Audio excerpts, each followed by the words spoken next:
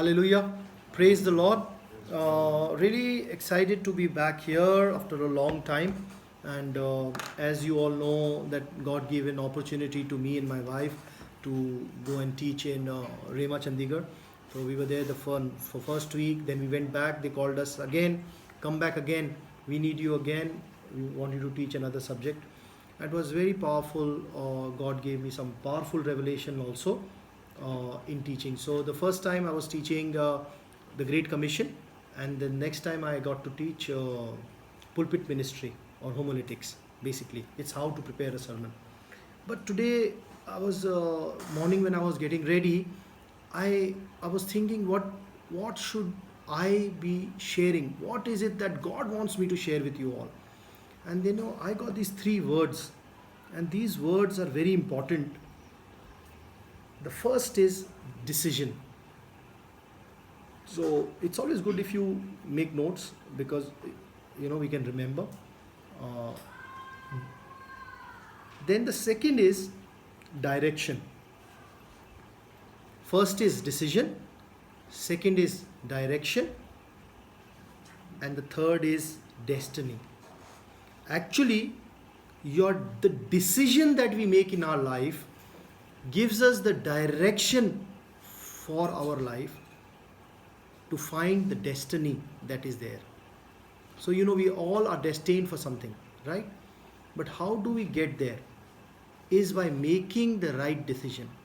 So when we make a decision today, that decision will help us to reach our destiny.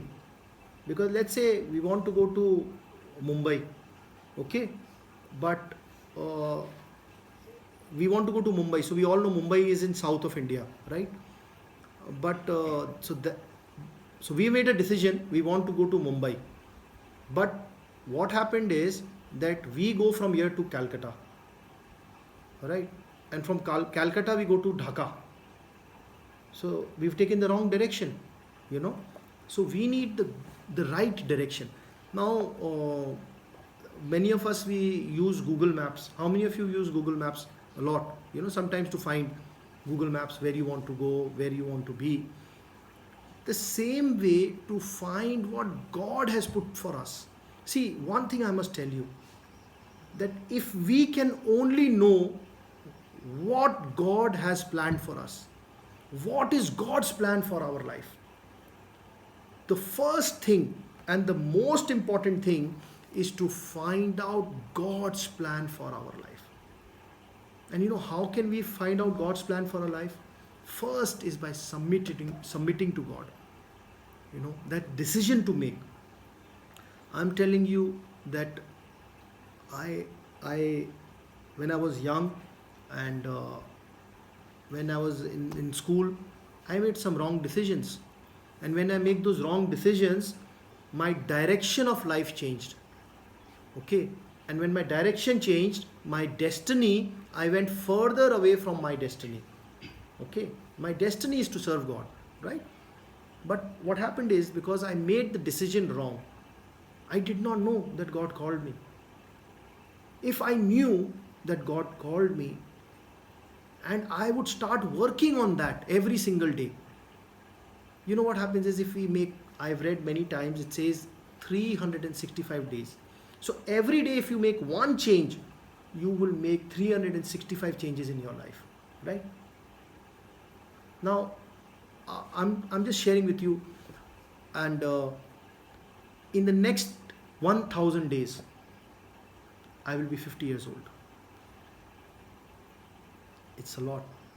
I think most of you are half that age, not even there, right? Right or wrong? Yes. So I have 1000 days. And what I want to do in this 1000 days is, I want to make every single day count. Count for the Lord. For the Lord. That everything that I do must be directly for the kingdom. Basically. And so I've made a decision today. And then when you make a decision, you get a direction. Okay? This is the direction that you should go to. Because if that direction you follow, you will reach your destination. But imagine that, as we said, we want to go to Mumbai, but we go to Calcutta, and from Calcutta we go to Dhaka. We are never going to reach Mumbai, right? Because what is happening, we are traveling in the wrong direction. So if we travel in the wrong direction, we will surely miss our destiny. Okay, what God has destined for our life, and we will think we have made it, but we have missed God. So very, very important is that we need to know the plans that God has for us. You know, in Jeremiah we always say this. It says, what does it say? It says, I have plans to prosper you and not to harm you. Plans for a hope and a future. That is in the Bible. That's in the Old Testament. And it says again and again, you know, so we always quote, oh, God has plans to prosper me and not to harm me. God, you know, His plans are there. But the question is, are we following His plan? Are we in His plan? Because see, if we are not in His plan, we will not prosper. So, how do we find out what is God's plan? Do you believe that God's plan is a blessed plan? Do we believe that? Yes, it's a blessed plan, because if you are in God's plan, I'm telling you, no matter what happens around you, you will be victorious in Christ Jesus. But only when you are walking in God's plan. So we need to be in God's plan. So now I'm not saying, see, God's plan is, He will not show you the end. He will just show you your next step. Okay? And then He will show you your next step. And then He will show you your next step. So I have one of my teachers, his name is Reverend Brad. And he's a very young teacher, very powerful. He's taught me, my mother, many thousands of Rhema students. So when he is an American, and when he heard the call of God in his life, and he first went to Africa. Okay, what happened is that in Rhema Bible Training College, Pastor Christopher had come, and he was teaching, and there was such a move of God that people were crying, they were on their knees, and I think he also heard in his heart. And few years later, he started serving under his ministry in Africa. Okay. But I want to tell you about God's plan. Because see, if you walk in God's plan, there will be people that God will put in your life also to make sure you reach your destiny. They will always be there to guide you. And he wanted to go to Nepal. He had no intention of coming to India. But he thought that if he goes to India first, then from India he can go to Nepal. Because in India there was a Rhema.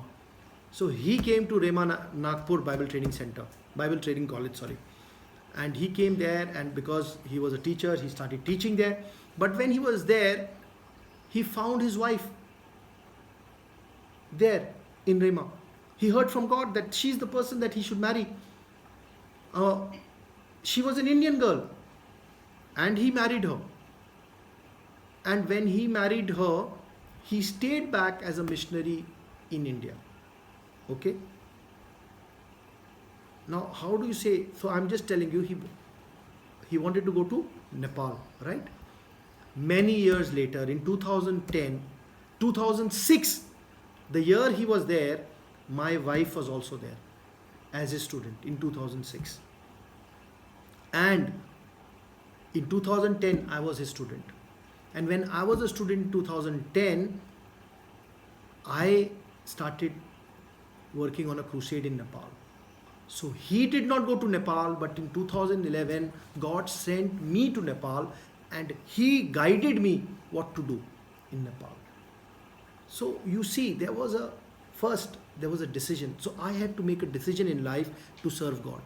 The moment I made a decision to serve God in my life, what happened is I got a direction.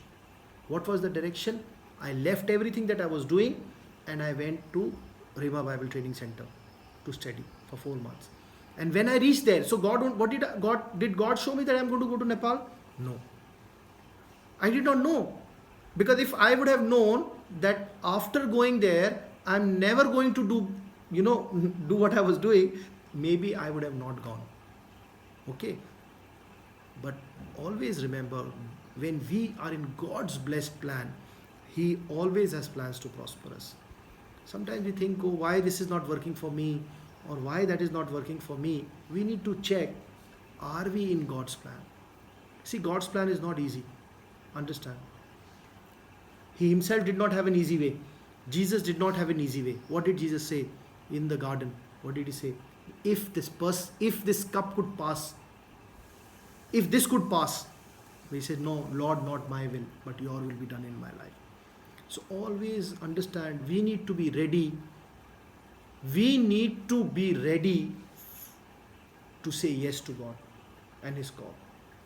Now, all the 12 disciples, when Jesus got them, He says He came. What happened? How did Jesus call them? He said, come, follow me. Right? He said, come, follow me. Now, when Jesus called them, they made a decision, right? They decided to follow Him. And when they started following Jesus, they got a direction. And what is their destiny? What was their destiny? The destiny is that today their name is written here. Right?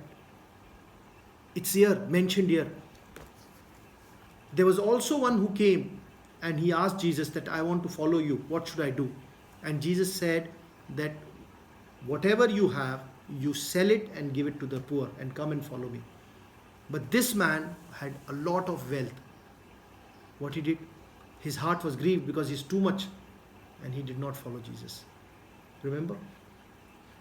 Jesus visited 500 people after His resurrection. How many people? 500. But in the upper room on the day of Pentecost, how many people were there? 120. Because those 120 made a decision to follow Christ, to be there at that time. See, always remember that the decision that you make in life, you should think it through. You should pray about before making a decision in life. Because your decision does not affect you alone. Your decision affects your family. Your decision affects your church. Your decision affects your friends. Your decision affects God. Because if God called you and you decided not to follow, imagine it will impact people. So we always have to be very conscious of making the right decision. Now, how can we make the right decision? The very first part is, when we make a decision, we must have peace in our heart about the decision. I've shared this before also. We should have complete 100% peace. We should have 100% joy. And we should have 100% love. Only then it's God is in it. Now I'll tell you a very I'm just sharing, and on 5th of October, when I was in Chandigarh, I was a little bit panicky and I wanted to book the tickets because they were getting expensive. So I immediately wrote to my travel agent and I said, please, can you book us tickets any time after 26th of October, wherever cheaper. So he said 28th is cheaper. So I said, book it. He booked it. But when he was booking and on 28th, I had a check in my heart. Something here told me, I don't know. I just said, anyways, we'll see. We'll change it maybe, But I booked it. I was okay. Just 3 days before 28th of October, my wife was asking me all the time. He said, the ticket is not come. Can you ask him? Only the message had come. So I said, okay, I'll ask him. I said, let me just look at it to see what time. After 3 days we are going. When I looked at the message, it says, your flight is confirmed from Dimapur to Jaipur. We are in Jaipur. And he booked the ticket where? From Dimapur to Jaipur on 20th of October. Imagine that this was 3 days before, and I booked this ticket in an special this thing, a corporate fare. That means if I cancel the ticket, I would only lose very little money. Not otherwise, the whole ticket money will go away. Refund will not come. But you see, I on the 5th of October, when booking the ticket, I had a check in my heart about this. Okay, but I did not pay attention. What happened? Next morning, we had to change the ticket, and then I heard first, and I had peace about first. I could have come on Sunday also, but on Monday we booked and we came. I'll tell you what, it was smooth as anything. There was no problem, nothing. We reached in time, flight was on time, everything. So we have to hear the voice of the Holy Spirit all the time. It can be booking the ticket, it can be going out somewhere. On Friday, and why I'm telling you this is, on Friday I had a check. I was almost ready. I got ready to come to office. But 2-3 times I had to check, don't go. I didn't come. Something in my heart told me not to go to office. I didn't come. And I'll tell you what, if I would have come on Friday, no work would have been done in fishery, because still there was a problem in the water. So we have to start hearing what the Holy Spirit has to say to us. But the Holy Spirit is our helper. But if we will not depend on the Holy Spirit, we have to depend 100% on the Holy Spirit. 100%. Whatever you do. Because if you can train, if we can train our spirit to listen to the Holy Spirit and obey the Holy Spirit, there will be no problem. Very simple. There will be no problem. You will know exactly what to do. You will be able to make the right decision. Because why? Who is your counselor? The Holy Spirit is your counselor. You are counseling with whom? The Holy Spirit. Sometimes there are decisions that we need to make. We tell our best friend, can you please help me with that? Can you please tell me? I want to know what to do. It's good. But that person might not know the answer. But the Holy Spirit knows the answer. Because the Holy Spirit is the Spirit of the living God.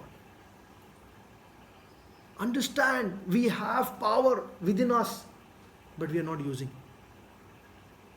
We are not using. What we say, we don't want to use. So let's say, okay, I just want to ask you, you have the generator, right? And there is no electricity. What will you do? What will you do? Use the generator, right? Okay, imagine you have a phone, okay, with you, but you don't want to use it. You want to communicate, but you are not. See, we need to know. And then one more thing, because we are not conscious of the Holy Ghost in us. We are not conscious. Because if we are conscious, just imagine, okay, I want to ask, let's say if our parents are with us, or if, or let's say past, do you think we will do anything wrong in front of them? Do you think we'll even try to do something wrong? No, I will not. Right? But you see, the Spirit of the living God, or let's say Jesus is with you all the time. All the time Jesus is walking wherever you go, wherever you talk, wherever you stay, whatever friends you have. What would you do? How would you treat Jesus?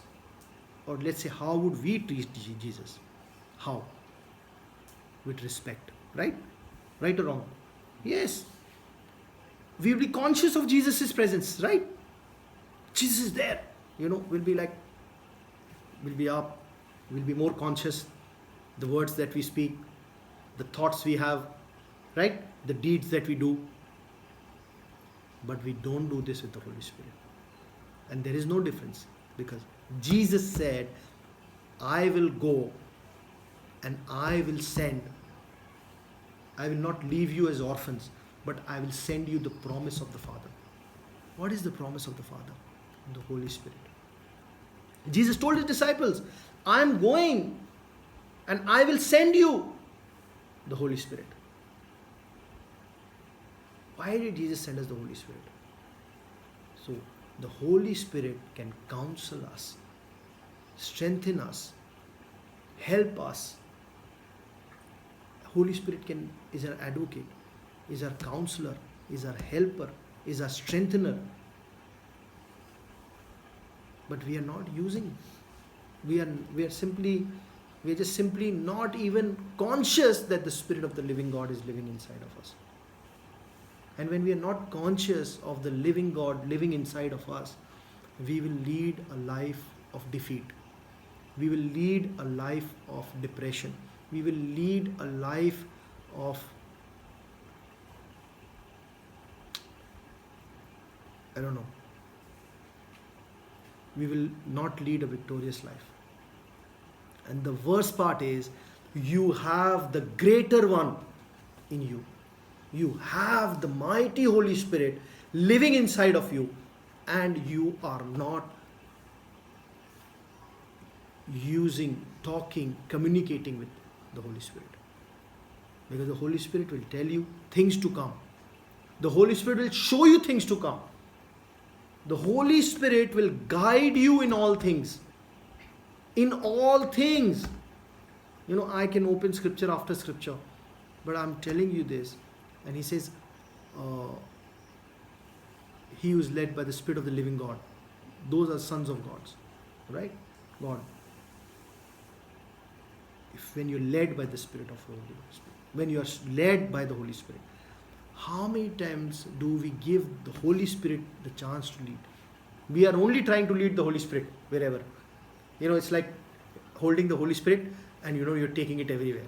You're going here, you're going there, we are talking nonsense, we are doing many things, and the Holy Spirit is always there, because the Holy Spirit is not a switch. It's not that you can switch it on and you can switch it off. No, the Holy Spirit is within you. And what happens is we grieve the Holy Spirit. Our today's message is about decision. So this is going to be like a series.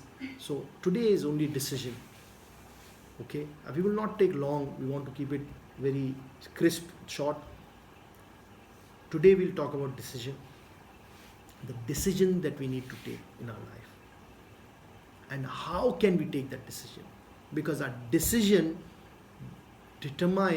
gives us a direction which determines our destiny. The decision that we take will give us the direction which will determine our destiny. So these are the three parts. The first is we always start by making a decision. The first is we make a decision of following Christ. The moment we follow Christ, make that decision to follow Christ, our direction, we get a direction. When I did not know Christ, though I was born in a Christian family, but I did not know Jesus as my Lord and Savior. I had no direction. I'm telling you, I had no direction. But when I found Jesus in my life, then I got filled with the Holy Ghost. I had a direction.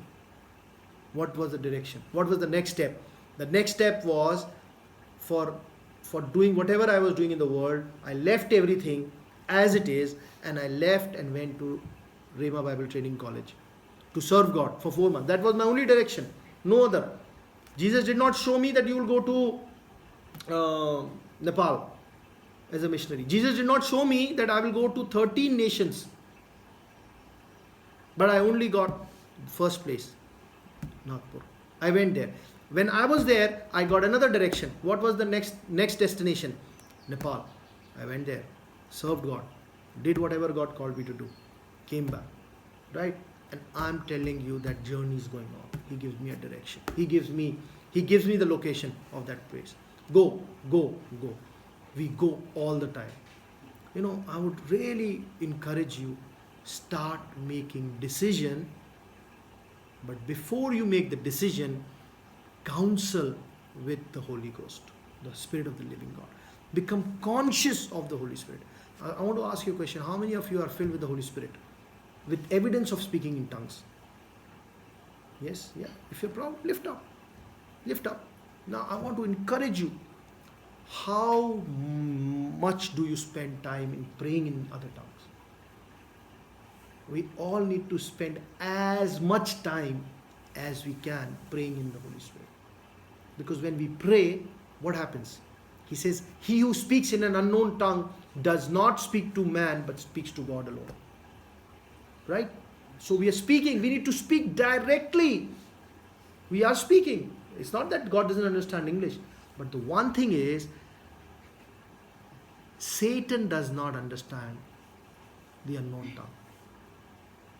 He doesn't know the plan. He doesn't know the conversation that we are having with God. Understand? It's secret. It's secret. And he says, he who prays in an unknown tongue, he prays out mysteries. So what happens is, what is prayer? Is conversation. Praying out mysteries for your life, for lives of others, for your family, for for your partners, for your children. You need to pray out now, not then, now. Because when you pray now, things will happen in the future. When you pray now, then things will happen in the future for you. What does Jesus say? He says, I will go before you and I will make your crooked path straight, right? How does that happen? When you pray out in the Holy Spirit. When you keep speaking mysteries. That is what we need to do. I'm telling you, we should have dedicated time praying in the Holy Ghost. I'll tell you one thing, and with this we'll close. When I got a wonderful chance, because I was all there, I had gone to teach, I had all the time. My session was in the afternoon, so from morning till 2:30 I was free to do whatever. But what did I do? I was praying. So I prayed for 5 hours. And you know what happened? When I was praying for 5 hours, I finished praying for 5 hours. You know what did I hear? I hear that we have found the pipe for the pond, and pipe is being put. This was happening from 6 months. We could not find. It's happening. Then another news came. That is happening. That is happening. Praise God. Praise God. That was already happening because I was praying out God's plan. I'm going to do that again. We need to. Pastor was telling us, remember the other day, what did Pastor say? That pray without ceasing. And he gave us an example of Smith Wigglesworth. That he did not pray for more than half an hour. And there was never a time that he didn't pray for half an hour, right? So he was always praying. So understand, we start with prayer. Let us start with prayer. Let us have discipline in our life. Prayer discipline. Let us commit our life. Let us say 1 hour minimum I'm going to pray in the Holy Ghost. Say, I'm going to do it no matter what happens. I'm going to make the decision for myself. I was doing it very regularly. I pray for 1 hour minimum. Not like 5 minutes now, 5 minutes then, 5 minutes and then I total up. Okay, 1 hour done. No. From the watch. 1 hour. 1 hour, I'll pray. 1 hour, I'll pray. I am required to pray 3 hours. That's what God, He's put that requirement in my life. Pray for 3 hours every day. I've not been able to do. I ask God to forgive me. See, God is not going to come and do my praying. God is not going to come and do your praying. Or I'm not going to come and do your praying. We need to pray for us and for others. So we just thank you. So I thank you, and what we're going to do is the next session we're going to start in time. We'll keep it short, and let's just make a commitment of praying. So thank you everybody.